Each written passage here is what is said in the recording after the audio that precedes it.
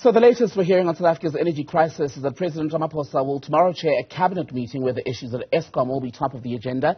The president is back in the country this afternoon and hoping to find answers to these stage 6 power cuts, which have left large parts of the country in the dark. If you're living in Gauteng, for example, you've had to deal with load shedding at least 3 times a day in 2-hour intervals. Let's get you more on this reported meeting. Bring in our politics editor, Lukhanyo Calata. And Lukhanyo, this meeting then that the president will have will be watched by many people, hoping to see if anything that actually makes a difference will come out of it.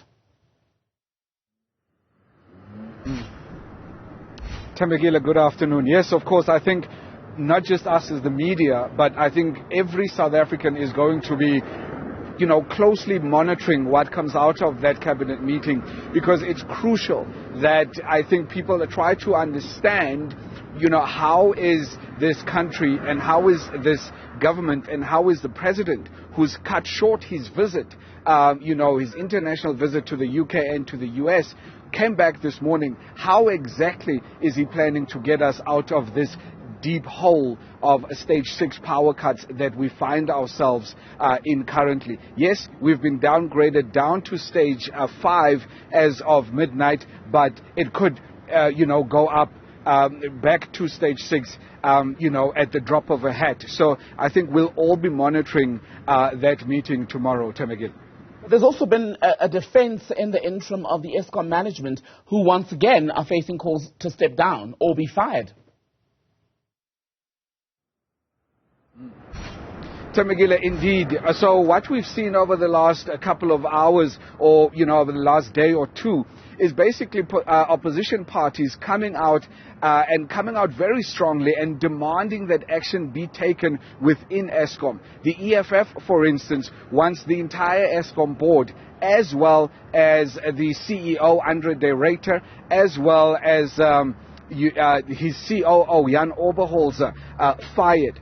But that doesn't seem to be resonating within government at this moment. Earlier, as you correctly pointed out, our colleague Uxoli Mgambi spoke to the Minister of Public Enterprises, Pravin Gordhan, on this matter as to whether or not we can expect people to be fired within Eskom, and this is what he had to say.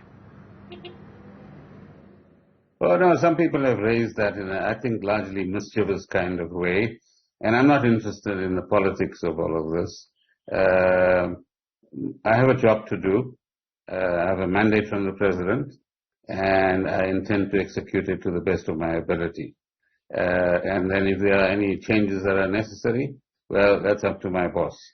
And in terms of the speculations about names and who will fire whom, well, each of us, I'm sure, have thoughts on that matter, and at an appropriate time we can talk about that. But that's not a debate for now.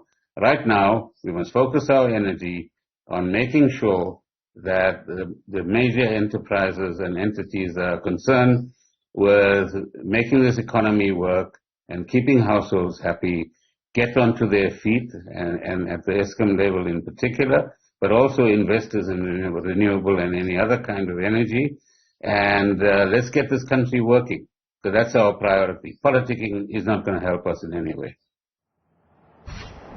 So, Temegile, as you've heard there, as things stand, no chance at all of a clear out of the executive at Eskom. Pravin Gordhan clearly not interested in acceding to the request by the EFF and others, of course, for there to be a change of management, at Eskom. But we'll wait and see as to what happens tomorrow when, of course, the president does chair that cabinet meeting and announcements are then made following that meeting. Temegile.